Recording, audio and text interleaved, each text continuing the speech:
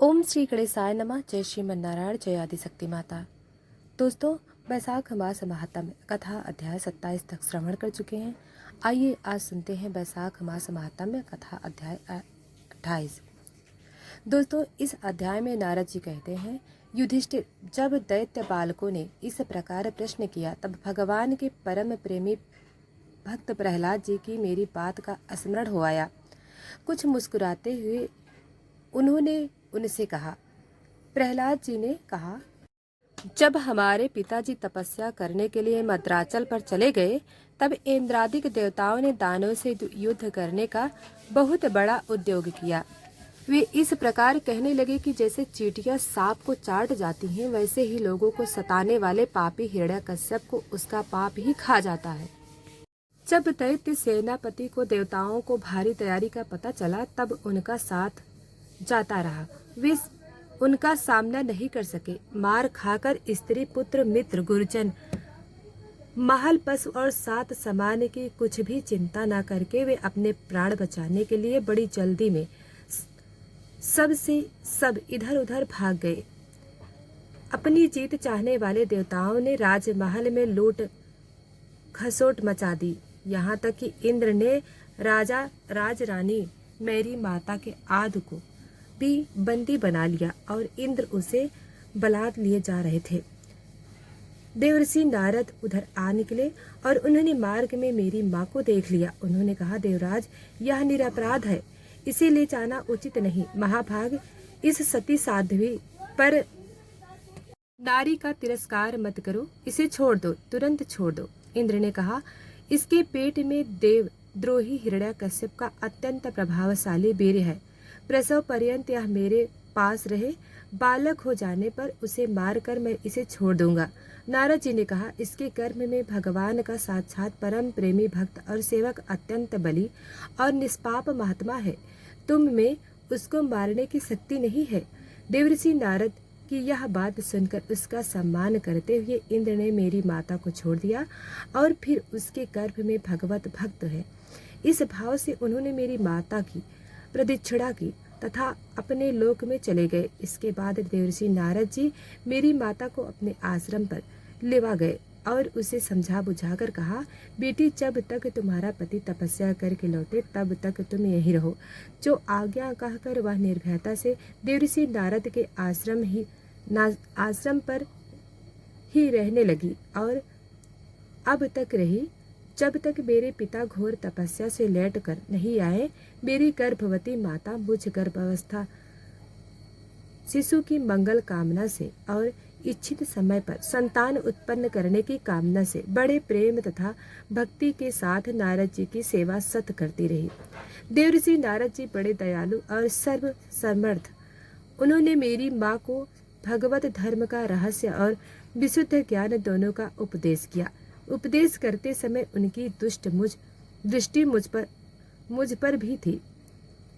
बहुत समय बीत जाने के कारण और स्त्री होने के कारण भी मेरी माता को तो अब उस ज्ञान की स्मृति नहीं रही, परंतु देवर्षि की विशेष कृपा होने के कारण मुझे उसकी विस्मृति नहीं हुई। यदि तुम लोग मेरी इस बात पर श्रद्धा करो तो तुम्हें भी वह ज्ञान हो सकता है, क्योंकि सदा से स्त्री और बालकों की बुद्धि भी मेरी ही समान शुद्ध हो सकती है। जैसे ईश्वर मूर्ति काल की प्रेरणा से वृक्षों के फल लगते हैं, ठहरते, बढ़ते, पकते, क्षीण होते और नष्ट हो जाते हैं, वैसे ही जन्म अस्तित्व की अनुभूति, वृद्धि, परिणाम, क्षय और विनाश से छह भाव विकार शरीर में ही देखे जाते हैं। आत्मा से इसका कोई संबंध नहीं है। आत्मा नित्य अविनाशी, शुद्ध, एक क्षेत्रज्ञ, आश्रय, निर्विकार, स्वयं प्रकाश, सबका कारण, व्यापक, अंशक तथा आवरण रहित है। दोस्तों, 12 आत्मा के उत्कृष्ट लक्षण है। इसके द्वारा आत्म तत्व को जानने वाले पुरुष को चाहिए कि शरीर आदि से अज्ञान के कारण जो मैं और मेरे का झूठ भाव हो रहा है उसे छोड़ दे। जिस प्रकार स्वर्ण की खानों में पत्थर में मिले हुए स्वर्ण को उसके निकालने की विधि जानने वाला स्वर्णकार उस विधियों से प्राप्त कर लेता है, वैसे ही आध्यात्मिक तत्व को जानने वाला पुरुष आत्म प्राप्ति उपायों द्वारा अपने शरीर रूप क्षेत्र में ही ब्रह्म पद का साक्षात कर लेता है। आचार्यों ने मूल प्रकृति माता में अहंकार और पंच तन मात्राएं, इन 8 तत्वों की प्रकृति बतलाया है। उनके 3 गुण हैं, सत्व, रज और तम, तथा उनके विकार है 16, 10 इंद्रियां, 1 मन और 5 महाभूत। इन सब में एक पुरुष तत्व अनुगत है। इन सब का सामुदायिक ही देह है। इसी में अंतःकरण, इंद्रिय आदि अनात्म वस्तुओं का यह आत्मा नहीं है। इस प्रकार बात करते हुए आत्मा को ढूंढना चाहिए। आत्मा सबसे अनुगत है, परंतु वह सबसे पृथक। इस प्रकार शुद्ध बुद्धि से धीरे धीरे संसार की उत्पत्ति, स्थिति और उसके प्रलय पर विचार करना चाहिए। उतावली नहीं करनी चाहिए। जागृति, स्वप्न और सुषुप्ति ये तीनों बुद्धि की प्रवृत्तियां हैं। इन प्रवृत्तियों का जिसके द्वारा अनुभव होता है वही सबसे अतीत सबका साक्षी परमात्मा है। जैसे गंध से उसके आश्रय वायु का ज्ञान होता है, वैसे ही बुद्धि की इन कर्मजन्य और बदलने वाली तीनों अवस्थाओं के द्वारा इनमें साक्षी रूप से अनुगत आत्मा को जाने गुणों और कर्मों के कारण होने वाला जन्म मृत्यु का यह चक्र आत्मा के शरीर और प्रकृति से पृथक न करने के कारण ही यह अज्ञान मूलक एवं मिथ्या है। फिर भी स्वप्न के कारण जीवों को इसकी प्रतीति हो रही है। इसलिए तुम लोगों को सबसे पहले इन गुणों के अनुसार होने वाले कर्मों का बीज ही नष्ट कर देना चाहिए। इससे वृत्तियों का प्रवाह निवृत्त हो जाता है। इसी को दूसरे शब्दों में योग या परमात्मा से मिलन कहते हैं।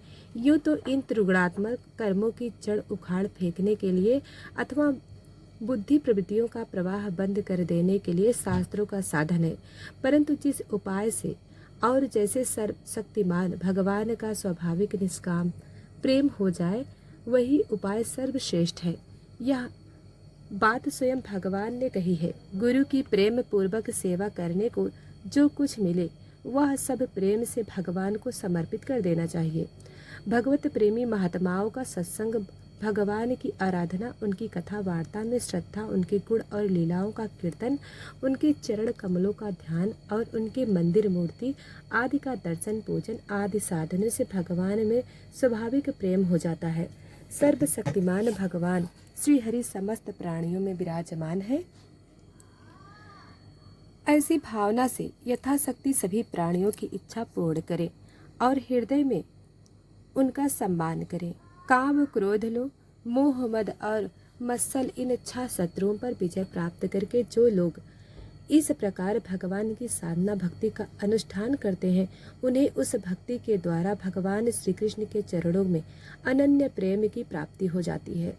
जब भगवान की लीला शरीर से किए हुए अदृष्ट पराक्रम, उनके अनुपम गुण और चरित्रों का श्रवण करके अत्यंत आनंद के उद्रेक से मनुष्य का रोम रोम खिल उठता है, आंसुओं के मारे कंठ गदगद हो जाता है और वह संकोच छोड़कर जोर जोर से गाने, चिल्लाने और नाचने लगता है।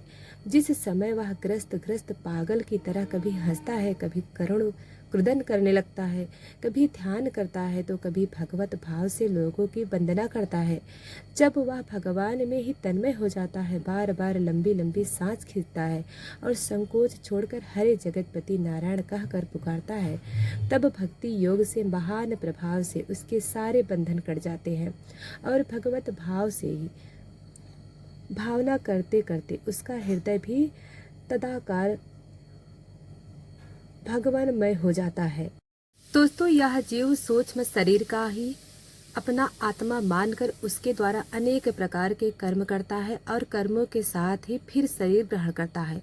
इस प्रकार कर्म से शरीर और शरीर से कर्म की परंपरा चल पड़ती है और ऐसा होता है अविवेक के कारण। इसलिए निष्काम भाव से निष्क्रिय आत्मा स्वरूप भगवान श्रीहरि का भजन करना चाहिए। अर्थ, धर्म और काम सब उन्हीं के आश्रित हैं, बिना उनकी इच्छा के नहीं मिल सकते। भगवान श्रीहरि समस्त प्राणियों में ईश्वर आत्मा और परम प्रियतम है। वे अपने ही बनाए हुए पंचभूत और सूक्ष्म भूत आदि के द्वारा निर्मित शरीरों में जीव के आत्मा से कहे जाते हैं। देवता, दैत्य, मनुष्य, यक्ष अथवा गंधर्व कोई भी क्यों ना हो जो भगवान के चरण कमलों का सेवन करता है, वह हमारे ही समान कल्याण का भाजन होता है। दैत्य बालकों, भगवान को प्रसन्न करने के लिए ब्राह्मण, देवता या ऋषि होना, सदाचार और विविध ज्ञानों से संपन्न होना तथा दान, तप, यज्ञ, शारीरिक और मानसिक सच और बड़े बड़े व्रतों का अनुष्ठान पर्याप्त नहीं। भगवान केवल निष्काम प्रेम भक्ति से ही प्रसन्न होते हैं और सब तो विडंबना मात्र है। इसलिए दानव बंधुओं, समस्त प्राणियों को अपने समान ही समझकर सर्वत्र विराजमान सर्वात्मा सर्वशक्तिमान भगवान की भक्ति करो। भगवान की भक्ति के प्रभाव से दैत्य, यक्ष, राक्षस, स्त्रियां, पक्षी, मृग और बहुत से पापी जीव भी भगवत भाव को प्राप्त हो गए। इस संसार में यह मनुष्य शरीर में जीव का सबसे बड़ा स्वार्थ अर्थात एकमात्र परमार्थ इतना ही है, वह भगवान श्री कृष्ण के अनन्य भक्ति प्राप्त करे। तो दोस्तों, इसी के साथ यह अध्याय समाप्त हुआ। तो दोस्तों, वीडियो को लाइक सब्सक्राइब नहीं किया है तो अभी कर लें। धन्यवाद।